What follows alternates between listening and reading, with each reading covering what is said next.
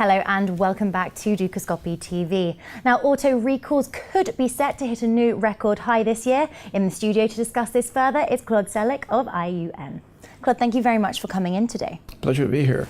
Now, as I mentioned, recalls could hit a record number this year. We've got GM Motors recalling more cars this year than it even sold last year, in addition to Ford and BMW issuing their own recalls also. What has gone wrong within the automobile industry? Well, there are plenty of things that have gone wrong, but as you mentioned, General Motors just recalled over 16 million cars worldwide. Ford and Chrysler, over 1 million. Toyota, 6 million cars have been recalled. You wonder why. And some of them, some models are being recalled going back to 2002, 2003. So it's not something new. This probably was taking place for years and years, but it was kept quiet. I think we have greater concern by the governments and by the consumers who want transparency.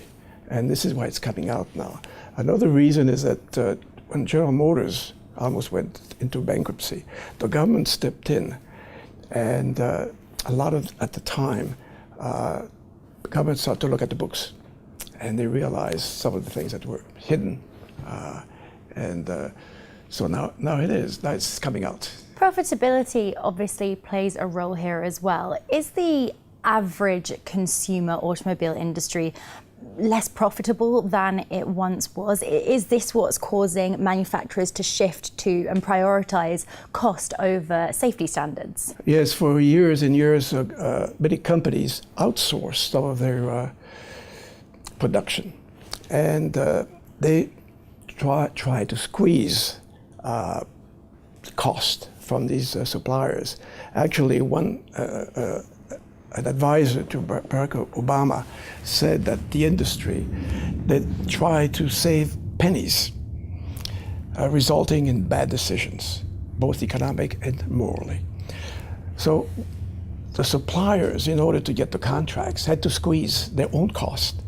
And by that, probably they dropped the R&D, probably hired less qualified people.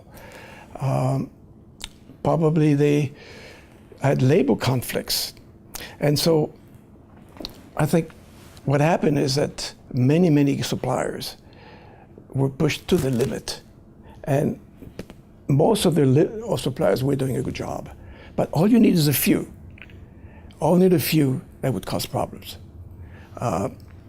General Motors was known years and years ago to hire an executive to push costs to the maximum. And this has caused, and I think we have seen what has happened over the years, this culture of cost reduction at all means, I think has resulted in quality problems, such as steering problems, airbags, ignition, brakes, and so on. So it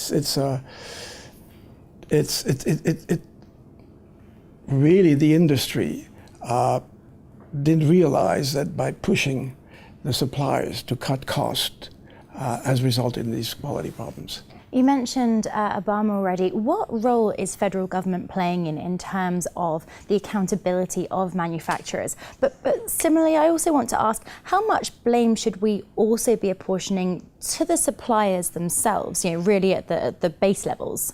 This is a question which I'm not really, don't have the answer. But I think once the government stepped in to save General Motors and Chrysler, I think the government started to look into a number of issues, and safety became one of them. And also consumers are much more interested in safety today, and I think they want transparency. Also, legal fees have been very expensive, and I think companies have realized now they can no longer hide. I think the government fined a Japanese firm $1.2 billion for hiding defects from the public. So I think it's a new area now for the automobile industry. You can no longer hide these defects. Claude, you're someone that's followed this industry for many years. What is next for the automobile industry? As you've said, business reputation is at a low. There's incredibly costly fees going on as well. What can these companies do in order to restore consumer confidence? Are we likely to see now a change in business strategy? Yes, I hope so, that there will be a change. I think what I would recommend is that the purchasing executives don't look at the cost at the moment of purchase, but look at the overall cost over the years. And I think this requires an implementation mindset. A contract that is for several years. I think they have to think how are we going to work together over these years. I think a better relationship between the automobile producers and the suppliers. Also, one person said, maybe in the boardroom of Ford Motor and the others, probably should have less financial analysts and lawyers and more engineers. Claude, thank you very much for coming in and sharing your thoughts on this industry with us. Thank you. That's all we've got time for right now, but stay tuned to Dukascopy TV for all of your FX updates and analysis. Goodbye for now.